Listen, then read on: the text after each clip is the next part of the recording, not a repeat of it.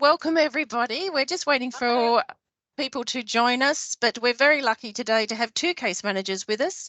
The lovely Mary Reel, that's your last name, isn't it? Mary. Yep. Mary Reel, yes. When I said it, I doubted myself. I should never have done that, Mary. And, of course, Lauren, our regular case manager. So thank you, ladies, for joining us. And as I was just mentioning to you, we did a quick poll on Facebook and asked the group what they wanted to know more about, and it was about managing aggressive behaviour. So I'm going to start with you, Lauren. What would be your top tips for handling aggressive behaviour in the workplace, and particularly from the clients, I would imagine? Well, yeah, I was going to say from clients, none of my colleagues are aggressive to me, are you, Mary? No, I think one of the biggest things is not to take it personally. It took me a very, very long time to understand that.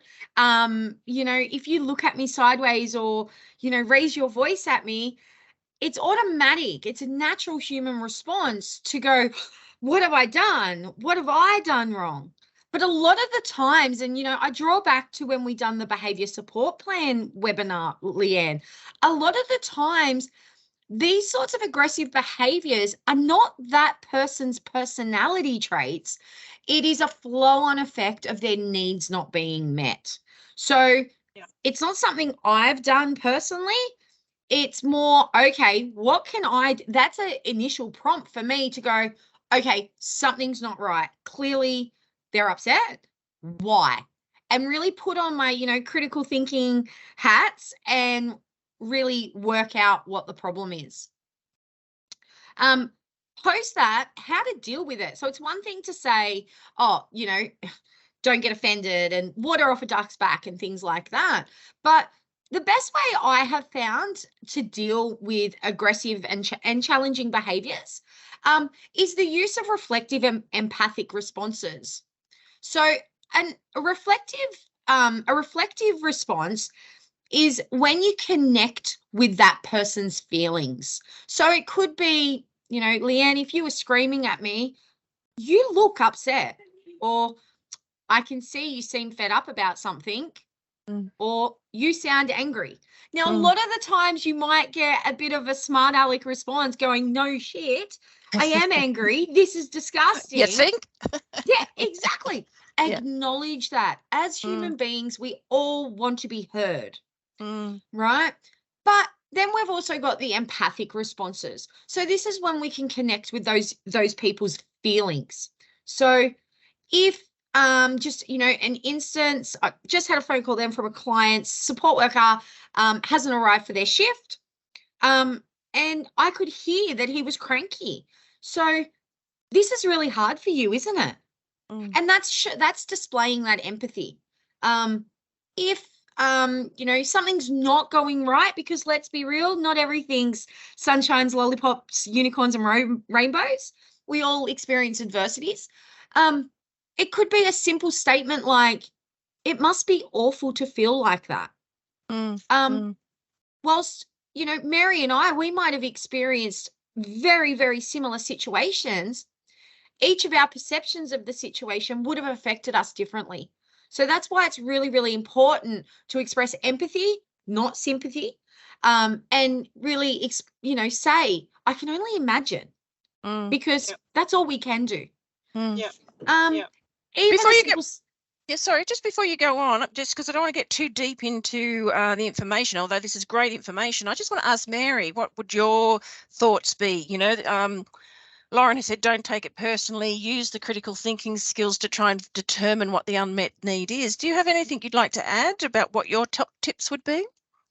Yeah, just listen to them and watch out for their body language. Good. Yes. Observe body language. Yeah. And if there's anything practical that we can help with, or we can, like, if we don't even if we don't have the answer at that minute, we can just tell them, look, I don't have the answer right now, but I will find out for you. Or at that time, maybe make the call to whoever we need to call. Call for assistance. And I think I just had this conversation with somebody, I can't remember now, but even if the response is not what they want to hear, the fact that they see you being proactive and actioning and doing your best to help them out of the current situation, that helps people just feel like, well, at least this person is trying. Yeah. Yeah. Yep. Or yeah. Yep. Yeah. And I think that's really important. And just in time, Georgia, another case manager, a lot of case managers and no participants this week, Georgia. But that's excellent, Mary, and I really appreciate you sharing that with the group. They will be watching the recording. And welcome, Georgia. Thanks for joining. I think you're prepared to lurk there today, but if you want to come in at any time, feel free. We're just shooting the breeze today, Georgia, and recording this session for our audience. We're talking about managing aggressive behaviour.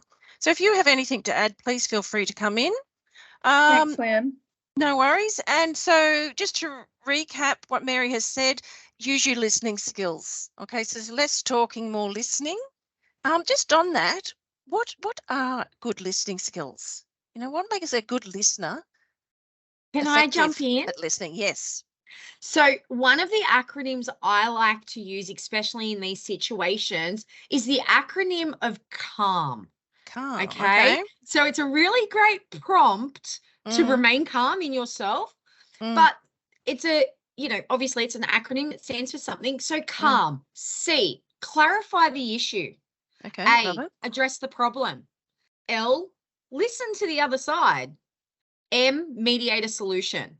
So with that being said, if Georgia was yelling at me and I'm not going to just sit there and cut Georgia off and, to try and clarify the issue. If you think about it like a fire extinguisher, if you discharge a fire extinguisher, once it's all discharged, there's nothing left, right? Same with aggressive behaviors. If you're remaining calm in the situation and someone's given you a spray, they can only spray so much before they've got nothing left to give. When they stop and take that moment for air, that's when you can use those reflective and empathic responses and clarify the issue. So let them spray. They need to express that anger, don't they? So don't try and interrupt them. Listening is not interrupting, is it? Listening is not thinking, oh, I can't wait to tell them what to do here, Listening is just, and especially if somebody's angry or aggressive, that has to come out, doesn't it? Let it out. And just the good body language, what body language would you be doing whilst they are doing that? Can you recommend anything for our audience to demonstrate that you are listening and that you are calm? Non-confrontational body language. You've really got to be mindful of your own, how you can be perceived by the client. So previous instance was my old team leader. She was 6'5". She was a very tall lady. And, when there would be, sorry, I've got both phones going off. Mitzi's trying to call me. When there would be someone, that there's not a confrontation, but a discussion being had, she would always sit down and come down to their level. That also neutral body language. Let's see if my screen's going to go silly, but palms out open, neutral stance. Drop that hip. Can you see me enough? Drop that hip, nice neutral stance. You don't want to be standing there like you're a security guard in Westfields. Intimidating body language is just another trigger, and it's just going to fuel that aggression. Their frustration. And that's exactly, I love that advice. And it is your body language. It's your eye contact. It's your nodding. I'm listening. I'm hearing you. Yeah. Okay. It's facing the client. It's not checking your phone. It is paying full attention, isn't it? Yeah. And I think the advice of non-aggressive body language. So don't sit there thinking, and that is natural because we're trying to protect ourselves. Yeah. So it would be natural to fold your arms, but they would see that as being defensive and not, you're not listening to me. Yeah. So listening is about all of these skills. And I'm really glad you raised that for me, Mary. Looking, you said clarify the issue. Now that sounds simple enough, but how does one clarify an issue? What sort of things should you be doing? My first port of call is those responses. I can see this is really tough for you right now. I think that's the first step, isn't it? Yeah, can you tell me more? What's going on, mate? I can see you're upset. Use your relationship with the person as well. I like it. That's it. You're not normally upset. What's going on? This must be really hard for you. This must be very annoying for you. I can see that you are very angry today. Yeah. So putting an emotion that you're seeing there. Yeah. I think that's important. Then clarifying, you asked a question there. What is going on? Yeah. So that is an open question. Have we heard about open and closed questions? So closed questions are the ones that get a response of just yes or no. They're closed. They're not going to give you the information you need.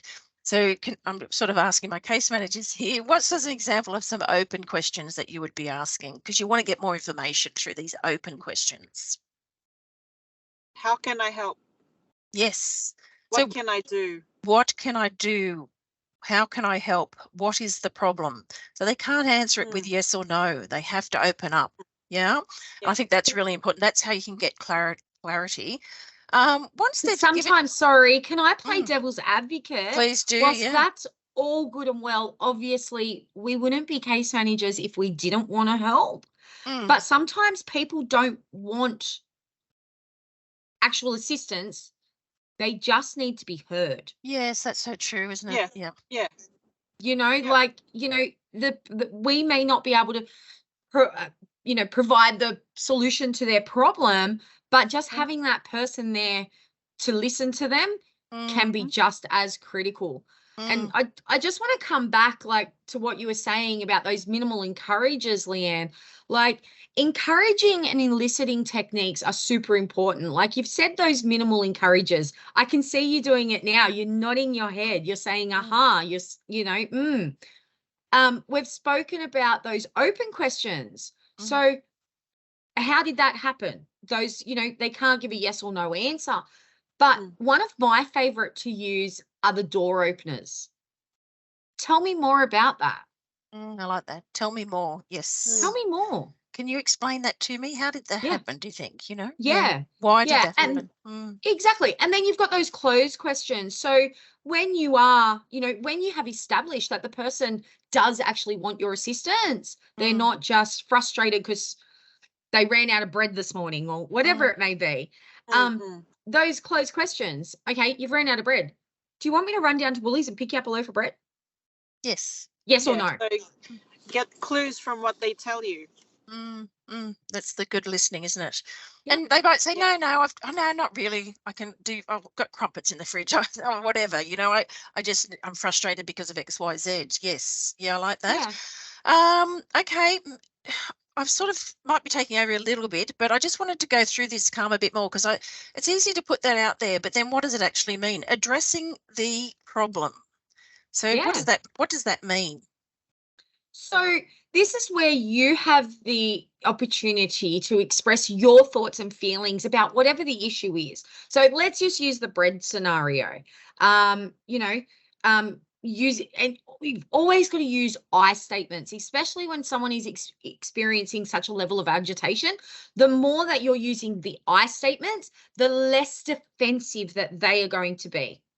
So using the bread for an example, I've already done my reflective and empathic responses. So using the bread, it might be, it makes me really upset to see you like this.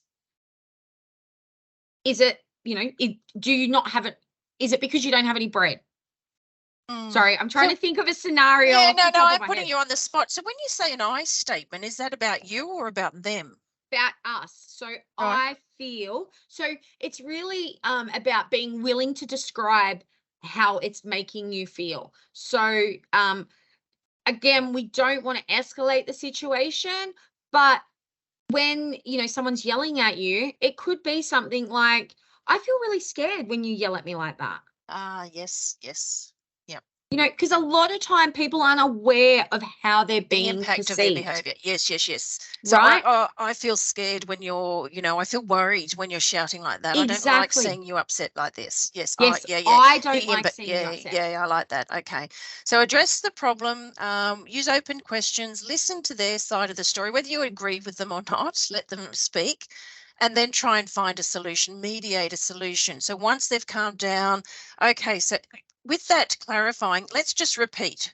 so what I've heard today is that this happened, then that happened, then that happened, and then you got furious, and then nobody got returned the phone call or whatever the case may be, and then that has just got out of control. So you're just recapping exactly what the problem is, so that is telling them, I listened to you, right? Did I get that right? Is there anything else I need to add to that? Because what I really want to do, I don't want you feeling this way. I want to go and find some solutions for you. I don't know the answer today. And we talked about that at the beginning. You don't have to have the answers there and then, but you do have to let them know, this is what I can do for you. Yeah, I'm going to make sure that I write all of this down. I'm going to go and speak to your case manager or XYZ, and I will get back to you tomorrow or whatever. And then what I think is important is if you say you're going to get back to them, that you get back to them, because what fuels the fire even more is that lack of follow-up, isn't it? That lack of communication. She said she'd ring me and she didn't. Maybe it's best not to say I'm going to ring you tomorrow, but I will get back to you by the end of the week, or give yourself some time. Yeah. But then always do what follow through with what you've said you're going to do. Yeah. 100%. From a support worker's perspective, when they are trying to mediate that solution, they might be able to fix it on the spot, like using the bread scenario. It could just be they'll run down and grab a loaf of bread. Yeah. If it is a bigger issue or concern, allow others to make suggestions as well. If the client's wife or husband's there, it could be, hey, what do you think might help the situation? It could be, hey, maybe we could call, Lauren or Mary or Georgia or your caseworker. How about we give them a buzz now? Yeah. Yes, it may put us case managers on the spot, but, that's what we're here for. No, but you've hit the nail on the head, Leanne. It is our job, Look, and it could be, look, I'm really sorry this has happened. I can see Mary sitting in the car now. She might have to I'm on the road at the moment. When I get back in front of the computer, can I investigate further and I'll give you a call back? Yep. Lovely. So draw us in. And anything else you'd like to add to what we've been talking about? Anything from you, Mary or Georgia? You're not getting away with lurking, you see. Now that you're here. I think we've covered. You've covered it a lot? Okay, good. Well, that's fantastic. I mean, we don't have any participants that are here today, but we have had Mary join us and Georgia join us. Usually we do have at least one or two. We've had up to 3 or 4 participants. Maybe the time of day is not the great thing, but I do know I post the recording on Facebook, and a good 35% of the people are watching it, right? So that we're hitting people. Some people are getting the message. So I think it's important that we continue doing these sessions, even if people aren't actually attending the live sessions. Although we would like to see more live people here. I hope we didn't scare Rosemary off from last week. So that was managing aggressive behaviour. The other topics were screaming and shouting. That's probably much the same, yeah. There's the other 2 is related to dementia, supporting clients with dementia or during the sundowning. So let's just start with supporting clients with dementia. Sorry, can I just go back, Leanne? Yeah, please. Just because obviously we spoke about aggressive behaviour, but the screaming and yelling as well. Could you imagine if your mum was upset, okay, and your mum's screaming and yelling, and you told her to calm down, how would that work out for you? Yeah, it never worked with my mum. It doesn't work with me. You tell me to calm down, and that is an open invitation where I'm like, okay, let's dance. Yeah? Yeah. Never. It's like it's like cornering a cat. There is a way to, tell someone to calm down without actually saying calm down. And again, using those responses. And I think it's the same sort of response, listening, showing empathy. It is. Yeah. But also when people are yelling and screaming at each other, it is the natural human reaction to either match it or run away. It's that flight, fright, freeze response. Yeah. Yes, it is, isn't it? It's very true. Yeah. So with that being said, we mirror everybody's behaviors. Okay. We mirror each other's behaviors. So if you're in control of your own emotions and you're regulating your own emotions, your client is then going to mirror that. They can only yell and scream for so long, like that fire extinguisher, before everything's gone. Yes, good advice there. Thank you for that, Lauren. Sorry, jump into so that's dementia now. no, that's screaming and shouting. Let's jump over to dementia whilst I've got you, lovely ladies. What's your advice for supporting clients with dementia? Listen, observe, find out as much as you can about them. Read your care plan. Find out what's, the care plan should have what the client's about, what they like, what they don't like, what you're there for, what activities they can't do. So be informed. Okay. Yeah. So just finding out more about the client and listening and engaging them is a big part. Like, you don't, like, just because they have dementia doesn't mean you don't have a conversation with them. It doesn't mean like, especially like I've had a few clients where they've had long services, and I've been informed that the support workers have just sat there doing nothing, going on their phone, and it's a matter of engaging them. Find out what their interests are. Look around. If you don't know, look around. It might not be what they used to like, but it's usually around them, what they're interested in. It could be music. It could be playing Scrabble. Or photos, family reading. photos. Yes, exactly. So anything like that that could help engage them into something that they might enjoy. And if there's any family members, then ask the family members around. Well, what did they like? What were they like? And that's like, as case managers, we also ask the same kinds of things, and we put that in our care plans. But if there's been any changes or progression or anything, it's always helpful to have the family there and ask them. Well, this is exactly what happens with my mum. My mum has dementia and is in a aged care facility, but they play music for her. So, and they talk to her, they paint her nails, they comb her hair, they talk about the family photos. I think that's really important, not just sitting there, but to still engage with them. They are still, alive and present. Yeah. Even though they have the dementia, and they do enjoy the interaction, What about like with my limited knowledge, what about of support work, but what about distraction? Is that something, if they're displaying, they're getting upset, can you distract them? Can you do anything like that? That's when knowing what they're interested in can help you find out how to distract them. Yeah. So, and is it also sorry, go ahead. I was just gonna say, for example, they might want to get out of the house, or they think they have to pick up their kids or something like that. You can distract them with, like, if they like games or something, or a board game, or if they like music, then you can say, oh, how about we play this music? So sometimes, like, sometimes it's challenging, especially if it's sundowners, and if they're really geared towards what that routine is that they used to have, that might be like really deeply ingrained.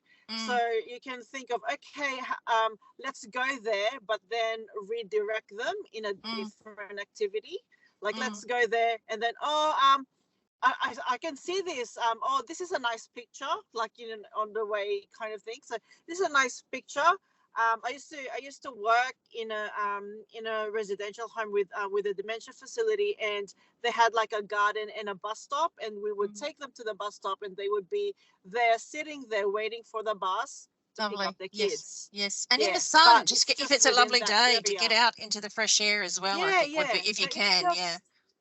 I wonder too, like, having that relationship and really thinking about the client, and okay, how can I help this client to be distracted with something else that they still like, because that's the only way you're going to distract them, if it's something that they like or interested in. Otherwise, they're going to keep going towards that direction. Gotcha. And could it be also an unmet need as well? So perhaps they're thirsty. Yes. Or So, you need to put your critical thinking skills on, like we've mentioned previously. Yep. Yeah, similar sort of approach. Yep. Have you eaten? Do you want a snack? Do you want a coffee? Right. Do you want a tea? Drink of water, go to the toilet, whatever the case may be.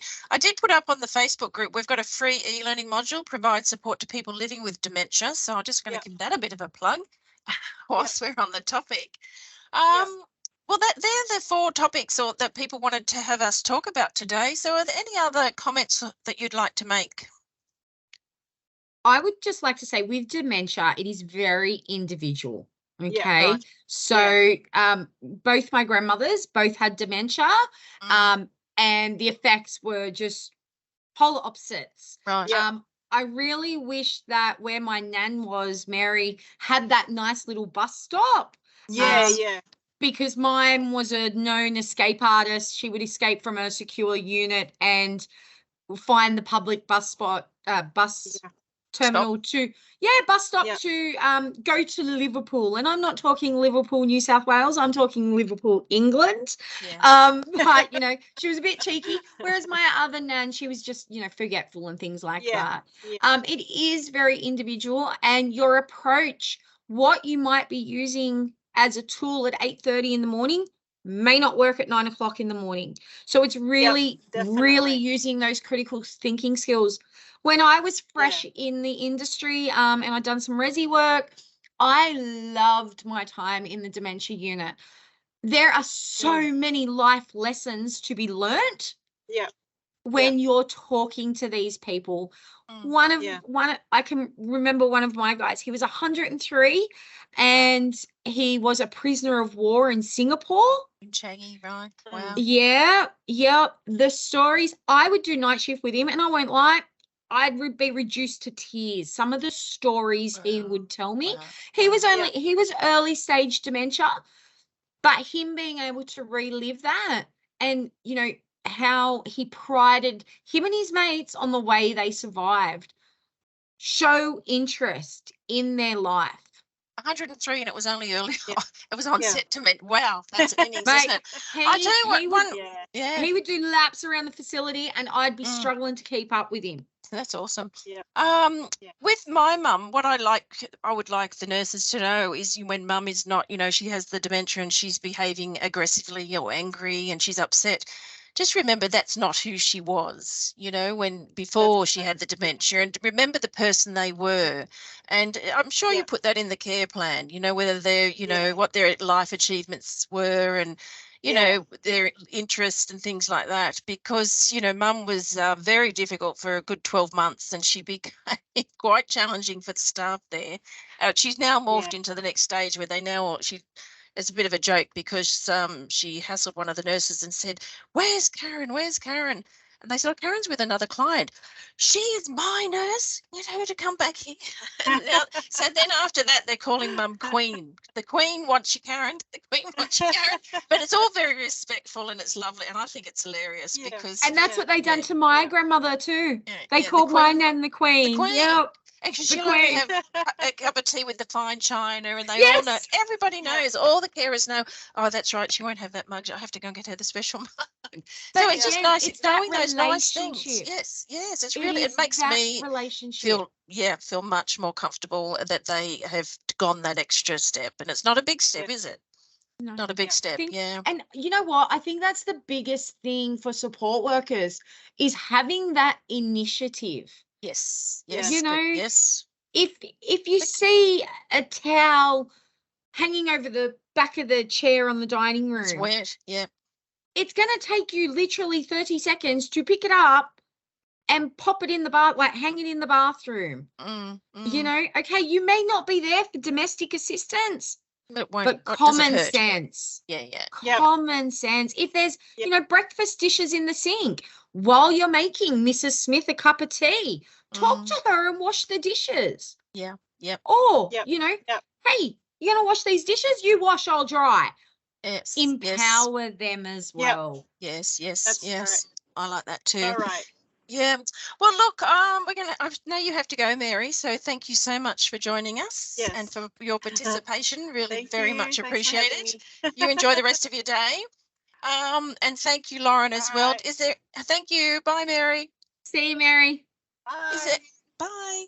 Is there anything you'd like to add, Lauren? I think we've covered all. Sundowning, anything about sundowning? Well, do we What all is- know what- what? Yeah, what is it? Let's talk about So, that. What is it? It can be described in many, many different ways. Oh, where is my screen? What have I done? So I've got two screens happening, and I've got the one that I really like. It's, a group of behaviors that occur in some patients, with or without dementia, and it happens around nightfall or sunset. Oh. Okay. Now, these behaviors are confusion, anxiety, agitation, aggression. So it could be pacing and wandering, resistance to redirection. My goodness, can they be stubborn when they want to be? Or they talk a lot. So really, really increased verbal activity. And these really overlap with like the delirium and the sleep disturbances. Well, you talked about, you might want to expand on what delirium is too. Yeah. Oh, okay. Sorry, you're Didn't realize I had to jump into definition. Yeah, do you want me to look that one up?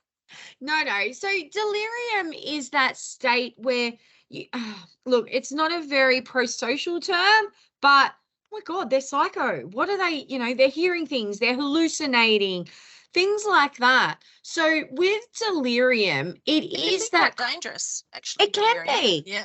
Yeah, it can be. I've worked with a lady, and she experiences quite a lot of delirium.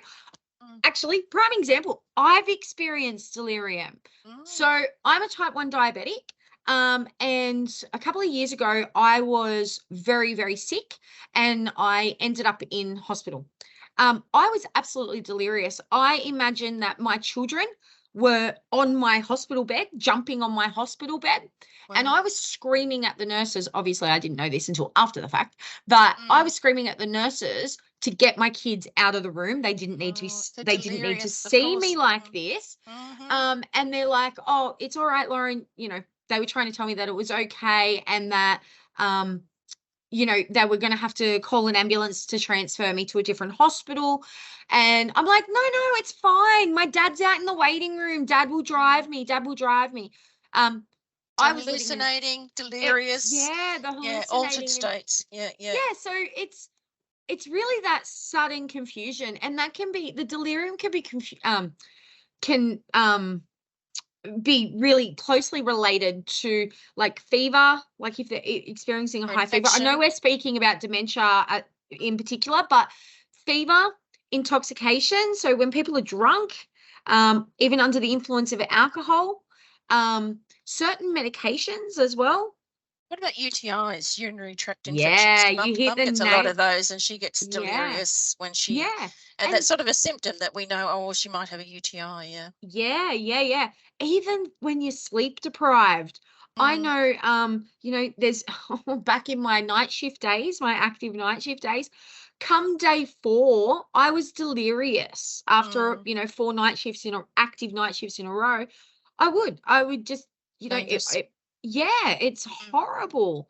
And so it's not pleasant for them if they are delirious and experiencing delirium. It's very uncomfortable for them. Very much so. Yeah. Very disconcerting, I'd imagine, as well, and scary for them, I'd imagine. Yeah. Even though they usually can remember your experience, but when they're living it, it would be horrible. Sundowning. So it's this. They don't know why sundowning occurs, do they? There's no. Not that I'm aware of. No, I'm pretty sure they don't. But it's one of those things about dementia. I reckon, I'll give you, because I'm a doctor and, scientist and all of that all in one. I've got a feeling it's because of the stuff that makes us fall asleep, the melatonin. So how our body automatically produces that melatonin of an evening. So that's why we feel tired of a night. I've got the feeling that, that's some sort of shift in the I reckon there's some sort of shift there. But again, I'm no scientist. Just your perspective, yeah.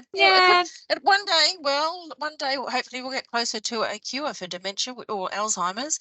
So that would be lovely to see. But in the meantime, this week has just again explained the complex skills that are required to be a very effective support worker, and the range of skills, you know, that are required, the amount of empathy that you need to show, but on top of that, you need these really good communication skills, understanding skills, listening skills, problem solving skills, critical thinking skills. So again, this week, let's acknowledge our wonderful field workers and let them know that we understand the challenges of your role and we are here to assist you. Please try and come to these sessions if you can. We love to have a real field worker with us, but we can talk and talk and talk. So if you don't mind listening to the recording, we can do that as well. So unless we've got anything else to add, lovely ladies, we might wrap it up this week. I've just got one thing to say. Well, I've got more than one thing to say, Leanne, but yeah, let's be real. Let's be real. But what my take home from these weekly sessions is how diverse a support worker's role is. I know I'm a sponge, even at the best of times. So field workers, I'm telling you, Leanne and the team down in the training centre, they are probably sick of me. I'm always down there asking a question about something. I am a sponge. But I have found that has been able to progress me in my career. If you are given the opportunity to do a new module or to upskill, do it. Yes, you develop your own little set of tools, and with each new upskill, it will bless me, bless you, whatever. It will develop into your arsenal of your toolkit, and you can draw on different skills in different situations. So you might already be competent in personal care, but then you throw your name down to do complex bowel care or something like that. You will already have that underpinning knowledge before moving into bowel care, and you just expand and expand. And we've got some exciting new releases coming up. Stay tuned. Rosemary said, we really should have an open day. Well, guess what? An open day for field workers is coming. We're going to be opening our doors once a month. Come into the Strathfield office once a month. I'll put out all the information via email and on the community of practice. Come in for a cup of tea and a bicky and a chin wag, shoot the breeze, meet other field workers, meet office staff. The door will be open once a month on an afternoon, I think sometimes in the morning, sometimes in the afternoon. We'd love to meet you. We're real. We're not just this, virtual presence at these meetings. So stay tuned. There's more training opportunities coming. And as Lauren said, search for more information, complete those courses. We've got lots available for you, and they're all free for Meditech staffing. So this is your opportunity, and I hope to see you online or enrolling soon. So that's it. Thank you, Georgia, for coming in, and thank you once again, the lovely Lauren, and you both have a wonderful day. And goodbye to everyone. Thank you. Bye. Bye. Thank you, everyone.